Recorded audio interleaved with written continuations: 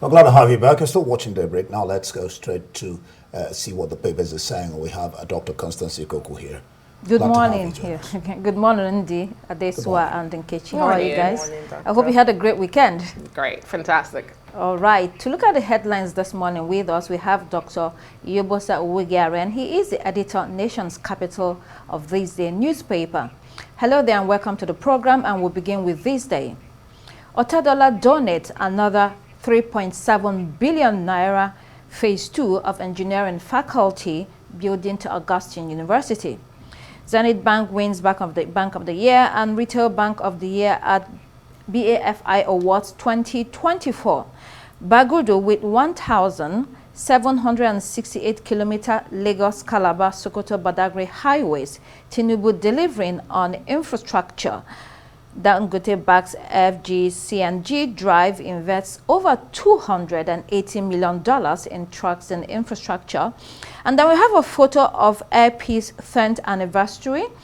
And we're going to focus on that story with a headline on this day website, which says, FG promises to end high mortality rate of Nigerian airlines by enhancing easy aircraft acquisition. Well, Air Peace is 10 years and it's a milestone. But the main story is that the Minister of Aviation, Festus Keyamo, used this opportunity to speak about the state of the aviation industry in Nigeria, which is challenging, although we're making strides. He promised to work on the ease of leasing aircrafts and credit facilities from international financiers for operators. This is an important discussion because shortage of aircraft is one of the reasons why we have skyrocketing airfares in Nigeria today. Iyebosa. I agree with the Honorable Minister, and that the state of aviation industries in Nigeria is worrisome, and it is hard time the federal government take deliberate steps, to address the issue. Like Keyamo said, over the years, I think we've seen over 40 airlines going underground, as a result of this, the environment under which we're forced to operate. You remember the Okada airline, several airlines, that we used to know about that today are no longer in existence. And so to be able to do that, the federal government, the industry requires very serious policies, and to be able to, revive the industry. As I speak to you now, the current airline we have in Nigeria is also facing a similar challenge, and to the extent that on a daily basis they are increasing the fare. As at yesterday, when somebody was trying to buy a return ticket from Lagos to Abuja, the return ticket was talking almost about 600,000 naira. For me, it is because of the environment under which we're forced to operate that is upping the cost of maintenance of the aircraft, the cost of managing the aircraft. So for them to be able to do that, the industry required the interventions of the federal government. In spite of the fact that, like Keyamo said, that the local airlines in Africa, that Nigeria, account for about 80% of local airline in Africa, especially Lagos and Abuja. So how come the airline is not viable? How come they are unable to make enough money, to maintain the aircraft and also acquire new aircraft? I think that is the problem that Keyamo was trying to raise during the 10 years anniversary of, 10th anniversary of the Air Peace in Lagos during the week. Well, there are several problems or challenges facing the airlines, and the Minister of Aviation has been trying to tackle them. We have everything in the airline industry denominated in dollars, and yet locally they're operating in the naira currency, so the devaluation affects them. You mentioned the aircraft maintenance, so when they go abroad to maintain the aircraft, it takes a while to come back. They have shortage of money to bring them back, so that means you have shortage of aircrafts operating within the country, so the prices are going up. You have also the fact that we don't have these maintenance facilities in Nigeria. And to your point on the domestic travel in the whole of Africa, Nigeria accounts for 80% of domestic travel. So that's business right there, Ndi, for Nigeria to harness or to unlock, and that's what the aviation minister is trying to do. 100 failed airlines in 40 years. That's about, if you begin to do on average, that's about 2 every of those years. You have 80% air travel seconded only by South Africa, Johannesburg, and what have you. And yet Nigeria as a nation does not have an aircraft it can call its own. The talk is that air travel in Nigeria has a huge potential. Keyamo said not just in West or Central, but in the entire Africa, the whole of Africa. And yet we don't have an airline that we can say this is Nigerian's airline. So the talk around all this is that policies over time, have tended to work against, having a credible, a sustainable, a functional airline, as it were, in Nigeria. And this is poor for a huge country like Nigeria. Yes, indeed, Air Peace 10 years, fine. But Ethiopia has an airline. Yet Nigeria controls 80% of air travel. I mean, the facts are there, the numbers are there. It's really a shame. All right, The Guardian newspaper, RMAFC faults high cost of governance, seeks better performance. Search enters day 4 as NSIB recovers 4 helicopter crash victims. Nigerians experiencing COVID debilitating disorder. Experts report regime change accusation against The Guardian is unfounded. So this is an editorial by The Guardian newspaper responding to the presidential spokesman Bayo Ananoga, who accused the paper of plotting the downfall of the Tinubu government. According to Ananoga, Guardian's article last week titled "Misery: Harsh Policies Driving Nigerians to Desperate Choices" is inflammatory, and the content deviates from responsible reporting. Well, there we go again. Ananoga has always engaged people that he feels do not agree with the government's policies. He has really tackled them. I mean, what do you think of what Ananoga says in regard to this particular article, Dr. Wogaren? Well, I read the story of the Guardian story, and I also read the Bayo Ananoga's response. Of course, I can't figure out where Bayo was looking at the story. I mean, the angle he was taking at, I was looking at the story. But I've read the story. That story was very detailed. And as you all know, as journalists, as newspapers, we have a responsibility to tell the story. And in telling the stories, we also have a responsibility to also make sure that the readers understand the story. I think that's exactly what The Guardian did in that their story, very detailed, and also spoke to so many experts in order to illustrate the story. Of course, there was a cartoon that they used in illustrating that story. I'm sure it is a cartoon that Bayo was complaining about. He talked about the content being very emotional. Of course, that's what journalism is all about. It's about drama. It's about in ensuring that at the end of the day, the story that you are trying to tell make impact, and that's capable of instructing the government or the necessary authority to act in solving the problem that the Guardian trying to raise. So for me, there was something wrong about Guardian. I mean, there was something in that story that seemed to suggest that the Guardian was calling for a regime change. I think Guardian, like we all know, that is their philosophies, about telling the stories and independent newspapers. And over the years, for the past 40 years, and that has been their philosophies of telling the stories and independent newspapers. And I think we should be very careful not to intimidate the newspapers, because at this critical time in our history, we have a responsibility. I'm talking of the newspapers and the journalists have a responsibility to deepen our democracies, to inform the citizens about the policies and program of the government, and also to intervene when there seems to be complaint on the part of the citizens. Because as journalists, we have a constitutional responsibility to hold government accountable to the people. Nobody should make an attempt, to intimidate or harass the newspapers.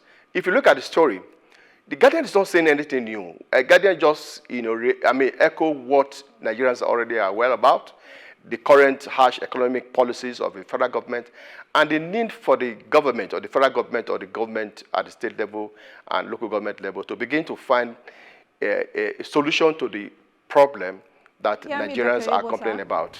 Yes, I'm hearing you. Yeah. Okay. Your points are well taken. Nkechi, let's bring you in here. It is correct that, well, when we look at the headlines of most newspapers, majority of them are negative. You know, they do mirror what's happening in society, but is it possible to also expand to other types of coverage that also shows things that are not terribly wrong with the country? I mean, when things go well, for example, we just spoke about 10 years of air peace, what the Minister of Aviation is trying to do when it comes to aviation in the country. If something happens and is positive, papers report it. If something happens and is negative, papers report it. But the reality on ground is what The Guardian is reporting. And I think at the heart of this is a broader debate about the role of media, press freedom as is enshrined in our Constitution in Section 22.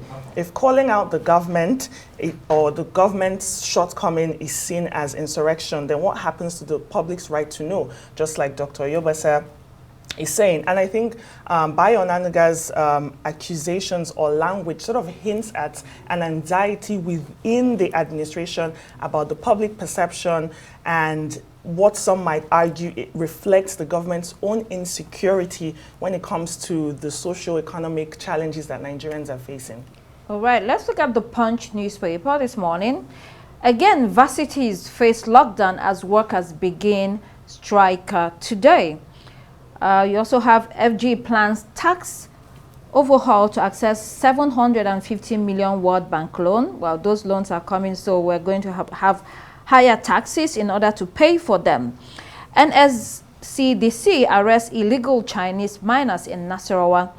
The article does not provide details on the alleged illegal activities, but we do know that from this report, Mining Marshal of the Nigeria Security and Civil Defense Corps is cracking down on everyone involved in mining activities that are not licensed, including locals and foreigners. I mean, Dr. Yobasa, Nigeria seems to be a free-for-all where it comes to this kind of illegal activities. You can come in from nowhere and exploit the country, and most times they get away with it.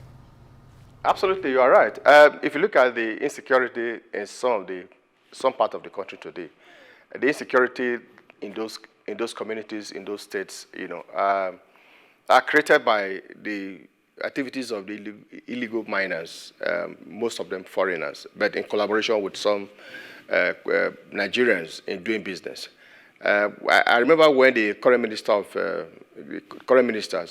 Dele Alake, came, and he promised that he was going to deal with the issues squarely, and he employed the service of the Civil Defense Corps, and I'm aware that in the last few months they've made a very remarkable impact in trying to solve the problem. But like I keep on saying, I think apart from arresting them, I think there's need for us to continue, to punish bad behavior. Because some of the things, like Chinese, some of the things they do in Nigeria here, you can't try it in their country because they are very strict, you know. So I think we should also employ that method, that method of make sure that those who are involved in illegal mining or illegal business in Nigeria are punished according to the law. Because unless you do that, you are emboldening others, to continue to do the same. So I agree with the fact that the civil defense is doing a very good job, but we must sustain that war against illegal miners in our country. That is the way we can also solve the issue of insecurity across the country. Indeed, punishment according to the law. All of this also indicates a weakened state because it's rampant all across the country. Well, illegal mining is age-long, and it's old. It's very old. It's an issue we've been fighting with. And I agree with Dr. Yobasa this morning. Beyond this particular arrest, you do know that some of the insecurity that we've been facing have to do with mining, with these precious minerals that even shortchange the country as a whole. But I must also agree with him to commend the current Minister of Solid Minerals Development and the efforts of the security agencies. We recall that very recently when he came to power, he decided to put in place special marshals and train them to curb illegal activity in the sector, and we see that that is yielding fruit. But in all of this, I'm very particular about how serious this is. In case we do not know, I'll try to paint a picture. With the race to a clean energy globally, we've seen a spike in the demand for minerals such as lithium, such as tin and others. In this case, these Chinese were arrested for illegal mining when it comes to lithium. Now, lithium is used for a lot of manufacturing purposes, but primarily, it is for batteries. Okay. Batteries in electric vehicles, smartphones, laptops, and China, as you know, is the dominant player when it comes to the electric vehicle value chain. So there are no surprises with the nationals involved in this arrest. But I also agree, I almost all in agree with Dr. Ibosa this morning that we need to do more. We need to see punitive measures so that when they see that if you do steal from our national purse, which is what it is, because it is mineral resources meant for all of us, when you steal from our mineral, our treasure as a country, and you go down for it, perhaps it will deter others. Now, what that punishment will mean, or what that punishment should be, is another conversation we need to have, but it needs to be more punitive to deter people. Well said, Adeswa. Delhi Independent, fresh crisis hits varsities as NASU, SANU declared nationwide strike. We're still battling with that problem. They say they are being owed of 4 months' salaries, although 50% has been said to be approved by the president to be paid, and it's yet to be paid. Let's move on to the international headlines. Daily Graphic. Economy dominates voters' choice. Polls reveal elections are coming up in Ghana soon, and most of the people are worried about the state of the economy, although when compared to Nigeria, Ghanaian economy is doing relatively better. GDP growth rose from 2.9% in 2023 to 5.5% in Q1 2024, and now it has expanded to 6.9%. And then let's move on to the Citizen from South Africa. Mandela denied UK visa.